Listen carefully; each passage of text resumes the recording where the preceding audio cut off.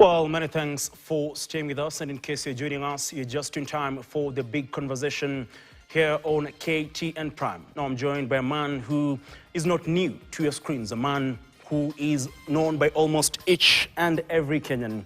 I'm speaking about Honorable Okiya Omtatah, who refers to himself as a senator of the Republic of Kenya from the great county of Busia. A very good evening to you, sir. Many thanks for making time. Good evening to you. It's been a minute. Many say you've really kept a low profile in the past few months, Senator. What have you been up to? Well, since Baba died, I took a low profile because Baba's death unleashed a lot of energy. Too many black holes, you can easily sink into it. So I think that energy is now burning out, and soon we should be able to move forward again. Fair enough. Of course, welcome to KTN, the home of the bold. But I've kept quiet in terms of addressing media. I think since Baba died, this is the second time I'm appearing on screen. And I've also, but I've been very busy in other arena, away from the media, trying to do some of the work that needs to be done to fix this country now, without waiting for 2027. So there's a lot that can be done now to contain and to sober up and to make sure that the governance serves the people. So we can't just wait for 2027. There'll be no country by then. So I've been doing a lot of that also.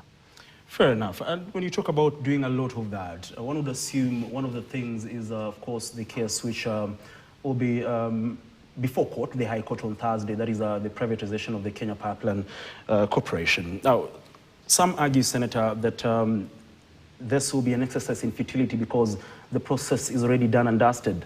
No. Under the Constitution, there's no fait accompli. If it's unconstitutional, it's null and void. It's not done and dusted, and I think as a result of that litigation, if you go to Kenya Pipeline now, even the new owners, the purported new owners have not moved in. There's a lot of uncertainty. Everybody's looking at this case. They don't know how it's going to go. Because it's a foundational case. It's not just a simple case that touches Kenya Pipeline. It's a case that deals with the very concept of privatization. And the question we're asking the court to answer is, can you take something that has been developed by the collective and then allow it for elite capture? For those who have got money to buy it, after it has been developed by the money of everybody. Those kind of concepts need to be unbundled. There's the role of the IMF in the whole thing. The IMF, as you know, the IMF is a debt collector. It's a debt collector. There's nothing about IMF. It collects debt. It comes to an area where a country has fallen into debt, it cannot pay, then it comes in and says, do this, collect taxes, stop providing services, do this, so that you can have enough money to pay debtors. So as a debt collector, IMF is coming into auction the country. So we're also challenging the IMF and whether the IMF can sit pretty with our constitution the way we have it today. So there are quite a number of issues we want to deal with, because if we don't do that, then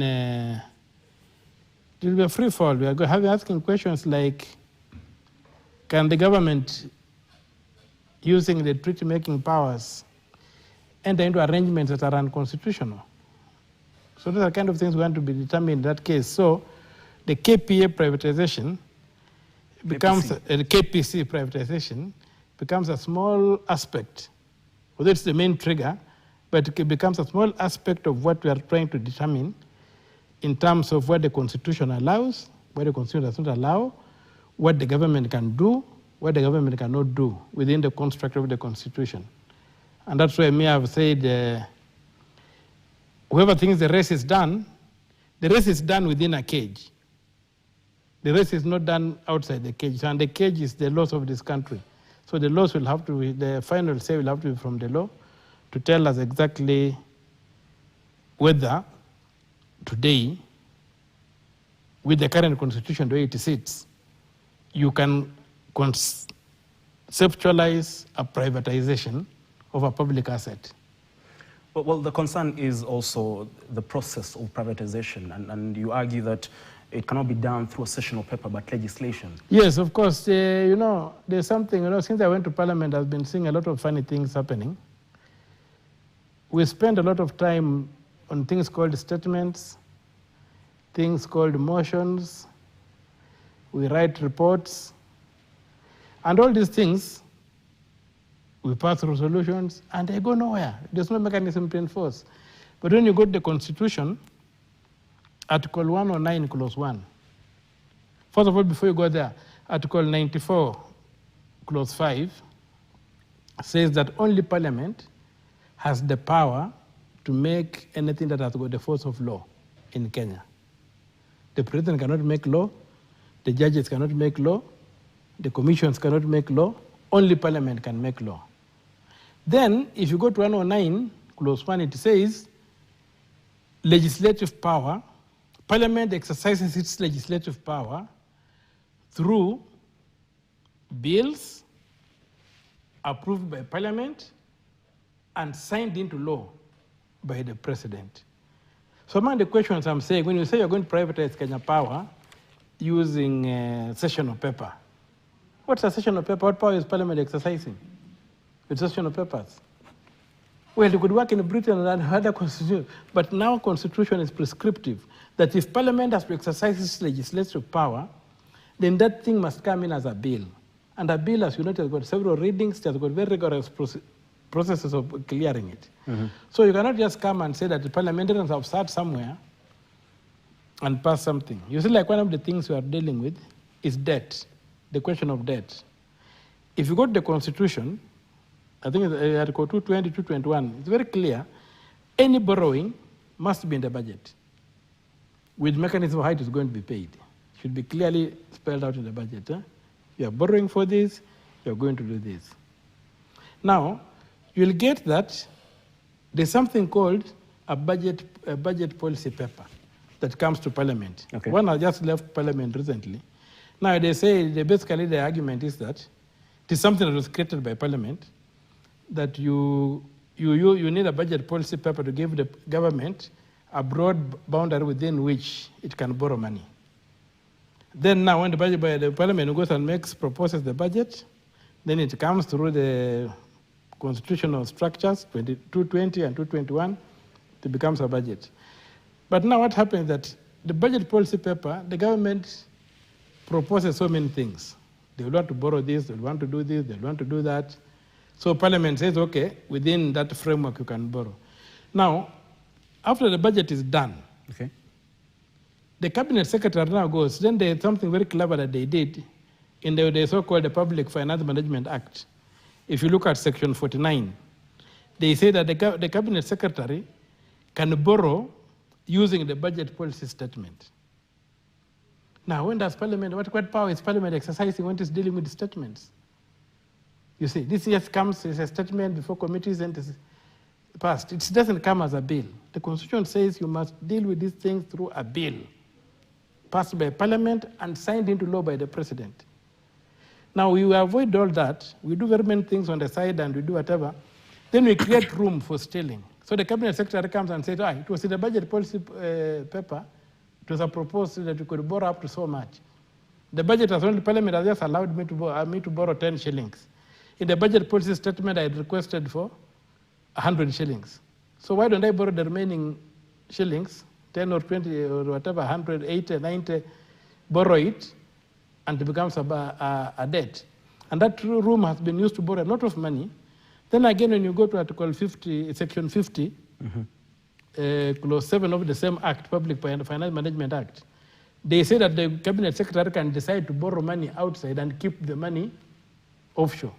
The Constitution itself says any money raised by Parliament, loan, grants, whatever, taxes, must go to the consolidated fund, so that it is controlled by Parliament and the control of budget.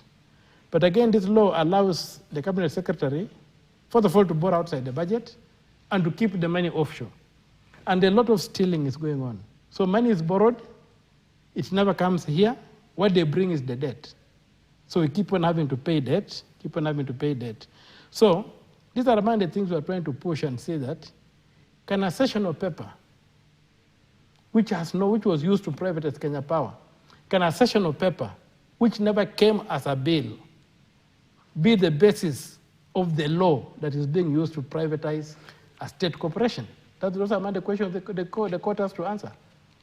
Those are the things we are dealing with in court. Fair enough. But again, Senator, Kenyans out there are looking at their representatives in both houses of parliament and more so the National Assembly. The concern here is also that, the National Assembly has been captured in a way, because most of the time, if the government of the day, the executive, wants something to go through the House, then you're more than sure that it will definitely, because they have the, the power in terms of numbers. So how can we, solve that problem? Because it is something that is of great concern to Kenyans out there. That's a very important question, because even if you look at your body, your own body, there's a design. Your body is a very good machine, very well designed, and it functions that way. If you took your hands and put one here, and put the other one here, so that maybe you look unique, but I don't know how that body will function. So that design is important. Our constitution has got a very clear design in terms of what they call separation of powers. The power of the executive, the power of the pass of the money, and the power of the adjudication, the judges, okay, the judiciary. Now you find that, again, the same parliament, when they were operationalizing Article 225, Clause 1 of the Constitution, which requires Parliament to establish an independent treasury.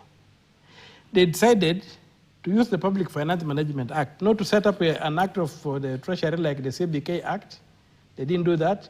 Instead, they created a treasury within the Public Finance Management Act. And when you look at Section 11 of the Public Finance Management Act, you find that they say that the treasury is the cabinet secretary for finance, responsible for finance, and the principal secretary, and the departments. Okay. Now, when you go to the same constitution, under 152, I think it says that the cabinet secretary is accountable to the president. So, if the cabinet secretary is the head of the treasury, and is accountable to the president, then who is the treasurer? It's the president. You find that the treasury was never meant to be a ministry of the national government. It was supposed to be an independent body. That's why it is created at 225, and the ministries are created at 152. So that distance alone should have told us that these are two different organizations. But for some reason, Parliament made the treasury part of the national government. Mm-hmm. Automatically, it disadvantages the county governments, because the treasury is supposed to serve the 47 counties, and then the national government. Once you make it a part of the national government, then the national government owns it, and now it doesn't serve them equitably. That's one problem. The other problem is that the treasury is money. When you put it in the national government, you take the power of the purse, power of the money away from Parliament, and you put it into the presidency. And when you mix money and power, you get an emperor. So once you have this emperor in place, called the whim, we call the president, then the MPs are toothless bulldogs. They have no teeth. And because they want, instead of the way the design is that development should be through the budget, mm-hmm, the budget becomes useless, because the budget was designed the budget was to control money. The money is locked away. You make a budget. Then to get that money out from and the treasury is controlled by professionals. To get that money out, it has to be in the budget, and the control of budget has to approve. Okay. But once you already have the treasury with the president, so the president already has the money, he doesn't need that budget. He doesn't need that approval. So the president then spends money on the whims, at his own whims. That's why you'll find now that if the president was to appear in a place, assume the president came to my place in Busia, you'll find all the 7 MPs and the women rep coming around him, forgetting to have done a budget in Parliament, okay, and beginning telling the president, we need a bridge here, we need some road here, we need something here. And the president will come up and say, when PS, can you allocate this? Can you give them, we shall do this, we shall do that, we shall do the other. So everything becomes arbitrary and confused. So to access development, then you have to be close to power. And power, you don't approach power standing straight, you approach power bowing. Then you get a subservient parliament. So to cure that, we must go back and create an independent treasury, take it away from the executive, lock money away, put it under professional national treasurer with security of tenure. And then to get money out of that, it must be in the budget, and the controller of budget must approve it before money can leave. That way, the country will sober up.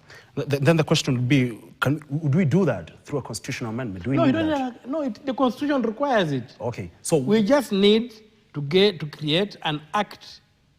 If you look at the wording of Article 225, it requires Parliament by an act to establish the national treasury. We have not done that. We just need to do that. That's all we need to do, create an independent treasury. Lock our money away, take money away from the president. Keep money there. Then they let the president become a civil servant, not an emperor. And that's what will happen. You know what is happening in this country is that we are like people who have got a broken tap in the house. And some of you we are engaged in a debate where people are fighting, that what we need is to get somebody who can do very good mopping. So you can let the tap leak, but let somebody get somebody who can give mopping. Instead of saying what we need is a plumber to come and fix the tap. Okay, fair enough, Senator. Just one more question in regards to that. And there's the concern about IMF, like you mentioned. How entrenched is IMF in government policies that we're seeing today here in the country? Even that Public Finance Management Act I'm telling you is the IMF. Go and pick the Public Finance Management Act of Zambia, and come all the whole way to Uganda and compare it with that of Kenya. It's like a copy and paste. They have no regard for the Constitution. They do things their own way. And their interest is to make sure that they make money for their... First of all, the IMF itself is a money-making machine. It's not a charity. It's a bank. It makes money. Two, their shareholders control the Western economies. And they make money from the third world. So they create, when they look around like vultures, so when they see a country which is not being managed well, they zoom in, and they come up with so-called structural adjustment programs. They will not charge interest, whatever. The way they make their money is by coming up with the requirements that make it impossible for the country to thrive. Like they impose heavy taxes like they've done in Kenya. They tell the guy, then they demand that money should not be used on social services and what have you. Let education fall, let health fall, let things fall. Pay debt. And most of that debt is debt that they contract outside the strictures of the law. Talking about debt and all these funds that we get from international bodies and other countries, there are concerns about how this money is spent, and that takes us to the issue of corruption, Senator.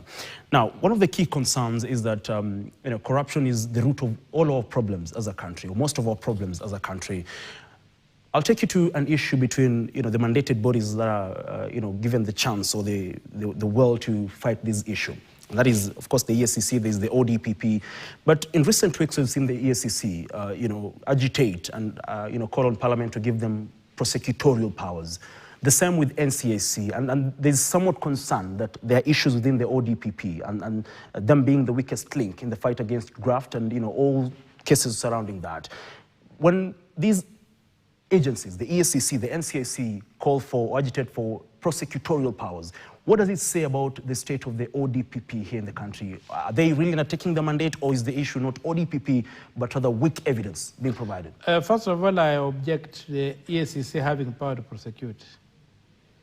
A prosecutor should be independent from an investigator, so that even the devil has his due. Even the person being suspected cannot be fixed. The prosecutor has to be independent. So the question of EACC being given prosecutorial powers for me is a no-go area. The problem again is we are missing the point. When Mr. Haji was the DPP, he developed something called the power to charge. Okay? That power to charge. Then he said, in the way things were used to work, the investigative agencies, be they the police or the EACC, could investigate, come up with a crime, draw up a charge sheet, open charges before a magistrate. Then the person will be taken to take a plea. If you take a plea and you plead you are guilty, then a sentencing will take place. There will be no prosecution. But if you say you are not guilty, then the DPP comes in to begin prosecuting. So this paper, it's going to find the correct word for the paper. It is not the power to charge, it's called the decision to charge. So the DPP says, bring me all those files. I will decide whether to charge or not. So that decision to charge is the one we should be fighting. Let the EACC fight for the power to charge. Go to court and open a charge sheet and accuse somebody. You have investigated this guy. You have found him with this. You charge him before a magistrate. Let the person take a plea.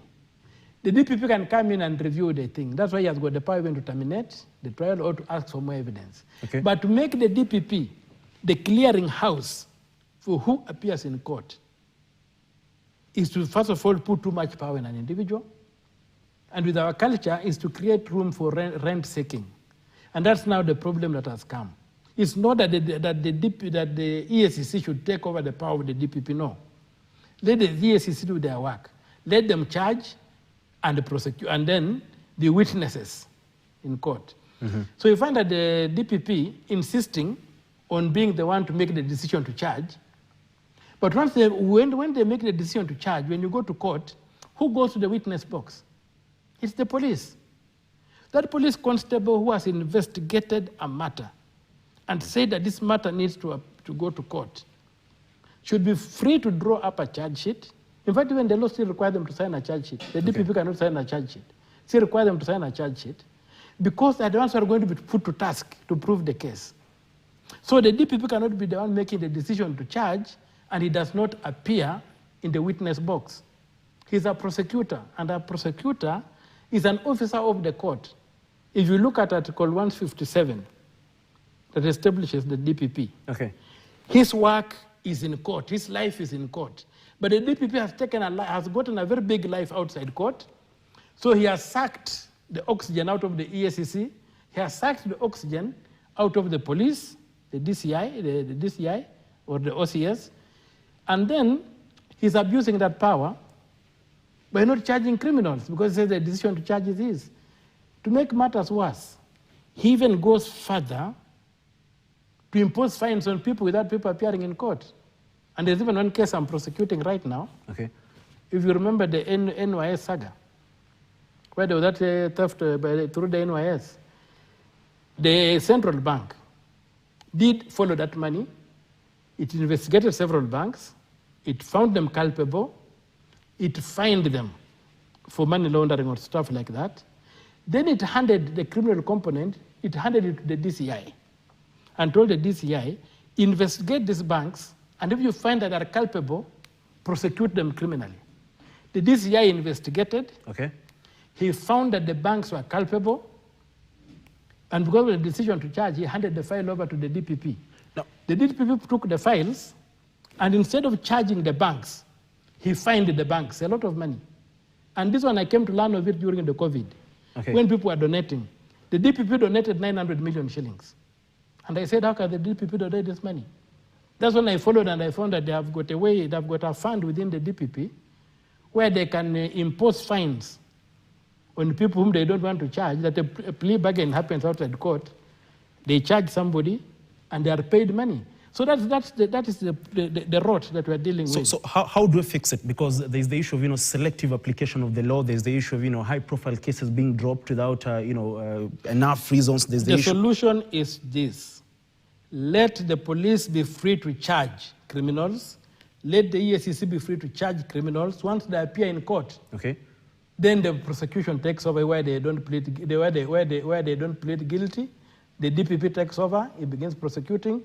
You saw the other day, there was another case, just a high-profile case the other day of Mr. Evans Kidero. I think last week, the DPP tried to withdraw that case. The magistrate refused. It was in the papers. I read something like that. I could be wrong, but I read something like that in the papers. Earlier on, there was, I think, another one case that affected a cabinet minister. They were trying to withdraw the case. Again, the court refused. That's how it is supposed to work. But if these charges had not reached the court, today, the way matters are, with the decision to charge vested in the DPP as the clearing house of who gets prosecuted and who doesn't get prosecuted, then the powerful will just walk free. So me, I ask the EACC and I ask the police, the EACC should not look for power to prosecute. They should look for their power to charge to be given back to them, so that they can go to court and charge people for criminal offenses. Then the DPP can step in and then they become witnesses. That way we balance it out, because then they cannot come and fix you. If you give somebody too much power, the chances of abuse are there. We should not lose the checks and balances where a prosecutor and an investigator are separated. So that's how I would look at it. But the decision to charge, that document needs to leave to be destroyed. So indeed, if I'm getting you right, the ODPP in itself is not as independent as it should be, because there's interference from outside, from the powers that be. The interference is basically the way they are chosen. You'll find there's a lot of handpicking of who becomes who in this country. Mm-hmm. So most of, not just the DPP, all these independent bodies, agencies, and even commissions. You see the commissions. Most of the commissions are dead. They are virtually not functioning because they have been packed with the lookalikes of those who are in power. So they create a tribal arrangement, not tribal in the sense of ethnicity, mm-hmm. but a tribe in terms of habit. So there's a tribe of crooks that then comes there and they just capture the state. Okay, fair enough. All of it goes back to the question of there being an emperor, called the president being an emperor. The president controls too much money and he can use that money the way it wants. And we must not stop looking for good people to be presidents. Let us fix the presidency so that even if a bad man comes there, he cannot hurt our country. Let us design the presidency for evil people and not stop looking for good people to be presidents. When we have designed an evil presidency to be in charge, then we begin looking for angels to become presidents. Let us design a system whereby even evil people become presidents, because they are Kenyans. They can become president, but their effect will be minimal because they are in a straitjacket. Okay, fair enough. Talking about anybody being president and those who are angling to be presidents, you are among those people expected to, of course, give that a shot in 2027. But we're taking a brief breather. We'll be back to talk about your presidential ambitions. Of course, the committee that you selected or appointed, its time is lapsing, I believe, next month. So we'll be back to talk about that, as well as other issues in the country, and more specifically the issue of the protests that we're expecting tomorrow, and also the issue of the cropping culture of Gunism here in the country. That will be after this short break. Don't go away.